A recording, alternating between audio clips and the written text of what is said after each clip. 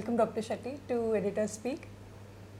What is expected of a doctor when a patient is brought to the hospital in an emergency?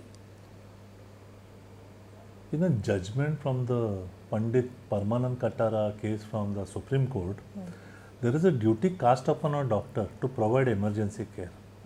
In the interest of saving a patient's life, the doctor can go way beyond his area of expertise also.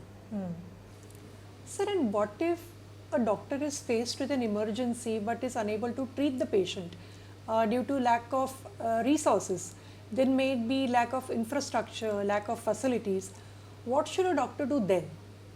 It's always a judgment call by the doctor. Whatever is being done in the best interest of the patient is always appreciated by court. In a recent judgment from the National Consumer Commission, a child of snake bite was brought to the hospital. Despite treatment, the patient died.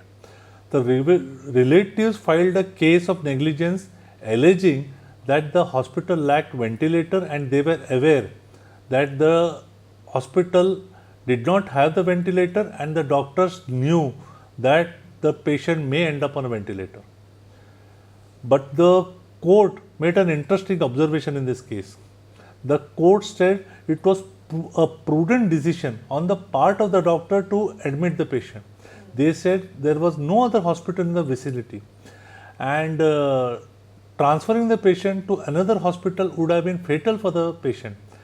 The court held the hospital and the doctors negligent for other reasons, but they appreciated the conduct of the doctors.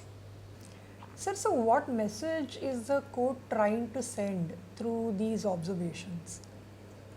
See, courts understand the dilemma of a doctor providing emergency care. There are times a doctor has to decide between the devil and the deep sea. There are times the doctor has to admit the patient, stabilize the patient and then transfer the patient despite being aware he does not have the requisite facility.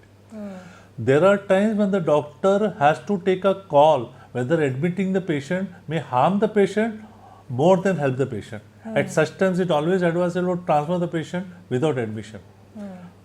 But in both these instances, it is always advisable for the doctor to be diligent enough to write in the medical records, explain the reasons for doing so. Sir, I hope your insights help our doctors in emergencies. Thank you.